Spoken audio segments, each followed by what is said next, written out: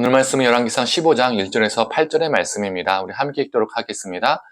느밧의 아들 여로보암 왕 18해에 아비암이 유다 왕이 되고 예루살렘에서 3년 동안 다스리니라.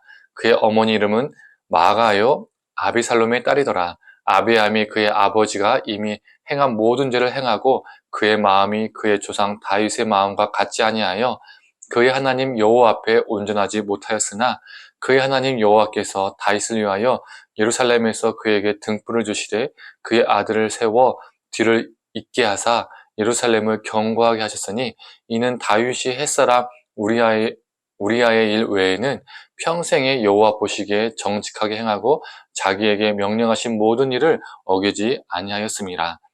르호보암과 여로보암 사이에 사는 날 동안 전쟁이 있었더니 아비암과 여로보암 사이에도 전쟁이 있으니라.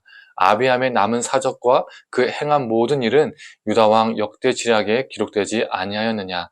아비암이 그의 조상들과 함께 자니 다윗성에 장사되고 그 아들 아사가 대신하여 왕이 되니라. 아멘. 아침 묵상을 들으시는 모든 성도님들에게 하나님의 은혜가 있기를 간절히 소망합니다. 이 르호보암의 아들 아비암이 남유다의 왕으로 등극을 했습니다. 그에 대한 기록은요, 왕으로 있는 동안 북이스라엘의 여로보암과 전쟁을 했다는 내용만 나옵니다. 평행본문인 역대하 13장을 보면 이 아비암은 전쟁하기 전에 백성들 앞에서 연설을 합니다. 아군의 사기를 복돋고 또 적의 기세를 꺾기 위해서 보통 전쟁 직전에 연설을 하죠. 그는 연설 속에서 북이스라엘과 전쟁하기 위해서 두 가지 명분을 내세웁니다. 첫 번째가 다윗의 언약을 언급하죠.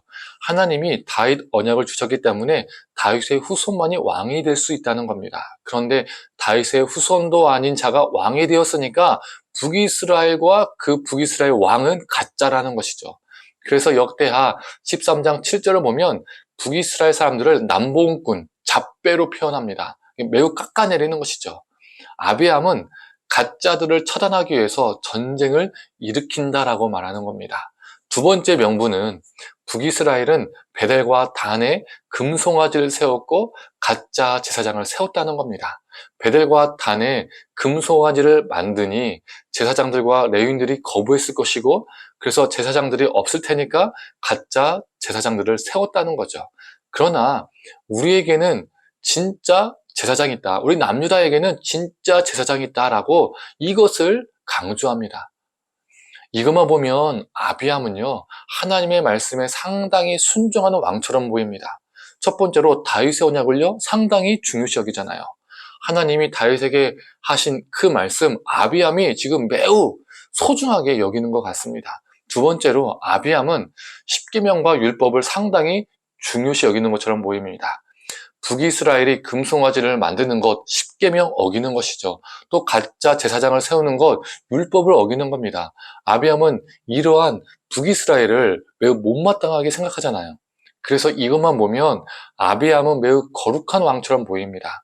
다윗 언약을 생각하니까 거룩한 분노가 생기고 금송아지와 가짜 제사장을 세우는 거 보니까 거룩한 울분이 생기는 것처럼 보이는 거죠. 그러나 오늘 본문을 보면 어떻습니까? 오늘 본문은 그를 어떻게 평가합니까? 3절입니다.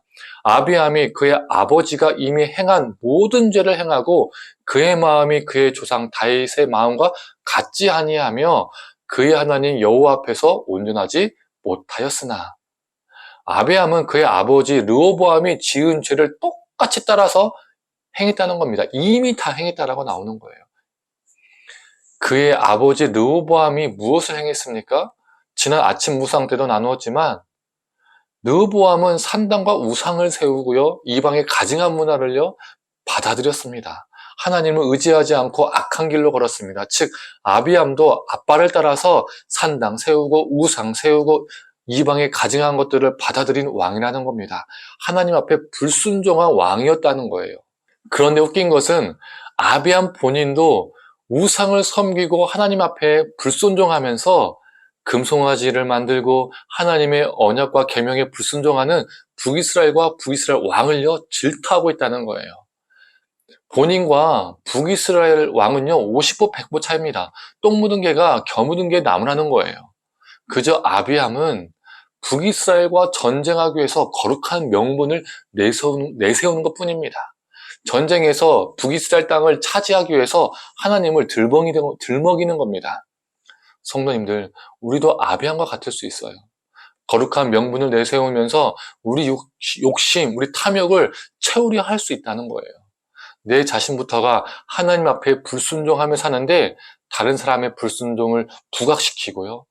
또 내가 돈과 명예와 성공, 세상에 정말 좋은 것들을 우상 섬기며 사는데 내가 안 그런 척하면서 살 수 있다는 겁니다.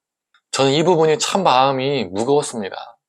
내 자신부터가 불순종의 삶을 사는데 성도님들에게 순종의 설교를 할 때가 있고 내 안에 욕심이 올라오는데 다른 사람들에게 탐욕의 삶을 살지 말라고 말하고요.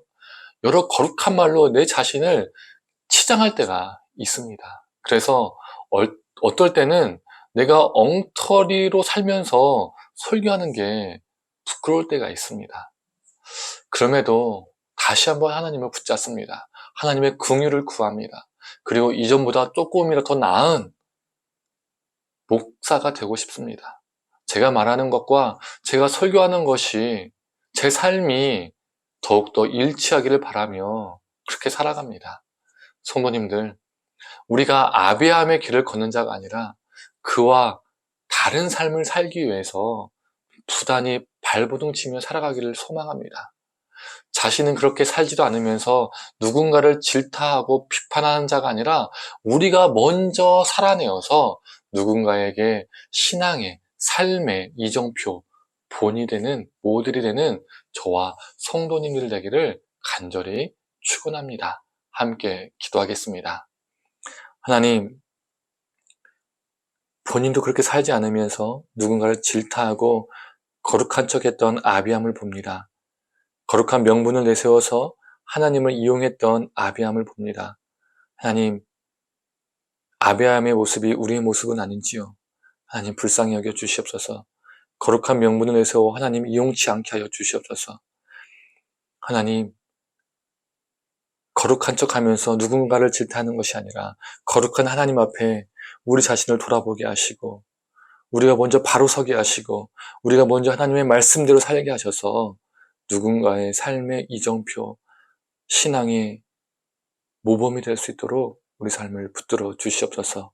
모든 걸 감사드리며 사랑에 만나신 예수님의 이름으로 기도드립니다. 아멘.